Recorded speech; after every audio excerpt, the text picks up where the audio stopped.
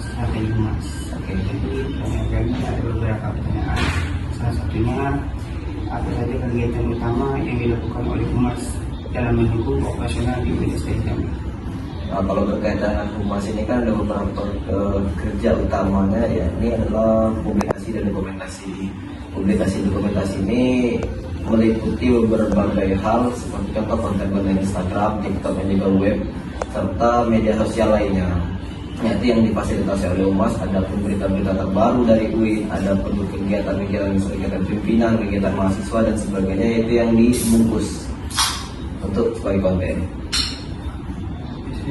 Ada lagi hal lain itu ketika misalnya ada tamu-tamu dari luar yang berkaitan dengan kerjasama kontrak bersama dan sebagainya, bagian dari hubungan masyarakat antar sekitar dari UIN dengan masyarakat sekitar itu berbeda oleh mahasiswa.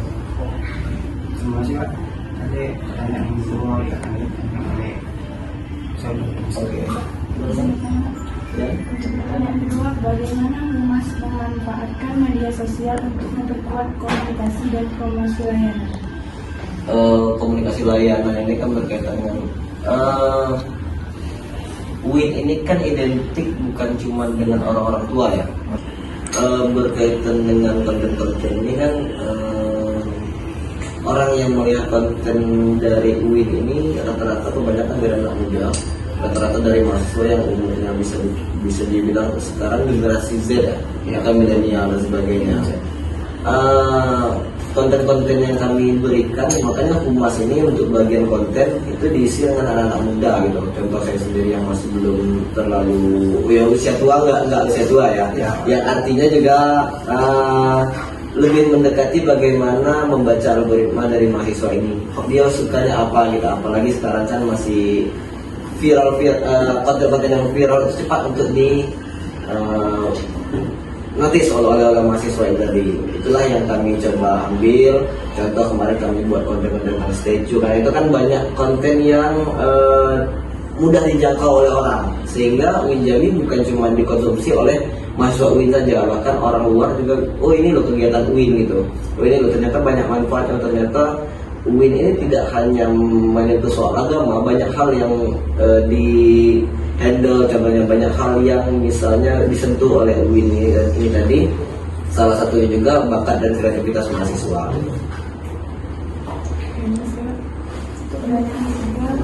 Gimana? Ya, silakan.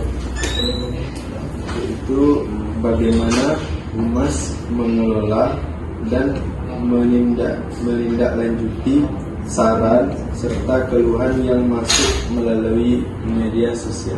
Oke.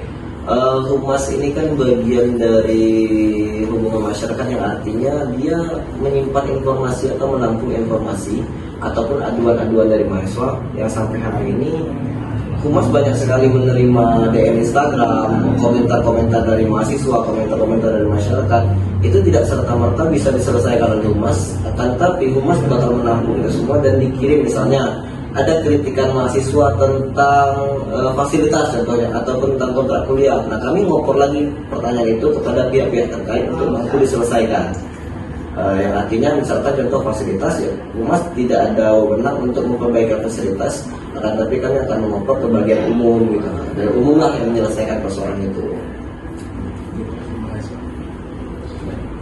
Selanjutnya itu Pak, bagaimana humas melakukan evaluasi efektivitas strategi komunikasi yang telah dijalankan di UIN? Efektivitas strategi komunikasi maksudnya gimana? Strategi komunikasi humas di UIN. Oh, di UIN antar mahasiswa atau dengan antar mahasiswa? Sampai hari ini alhamdulillahnya humas ini sudah bekerja sama dengan mahasiswa. Dibuktikan dengan beberapa konten kami melibatkan mahasiswa itu sendiri, tidak hanya mahasiswa yang bisa dibilang apa yang terlihat. Lebih contoh kasar seperti ini ya, ruangannya tidak pernah sepi dari mahasiswa, bisa lihat sendiri dari dalam belakang seperti apa kan. Memang isinya rata-rata ya mahasiswa, tempat mereka untuk cerita, tempat mereka untuk curhat. Malah kemarin kami ngebuat suatu layanan untuk gimana mahasiswa cerita ke humas gitu, yang menindaklanjuti ada kasus-kasus yang sempat ada mahasiswa bunuh diri kemarin, ada hal-hal yang di luar nalar, kami dari Humas ngambil inisiatif ketika kamu mau cerita, ayo cerita kami gitu, jangan semuanya kamu selesaikan sendiri gitu. Dan juga sampai hari ini pun kami melibatkan dari beberapa UKM mahasiswa kayak sinema, terus juga GESKA, terus juga beberapa UKM lain, dan juga mahasiswa-mahasiswa berbakat lainnya.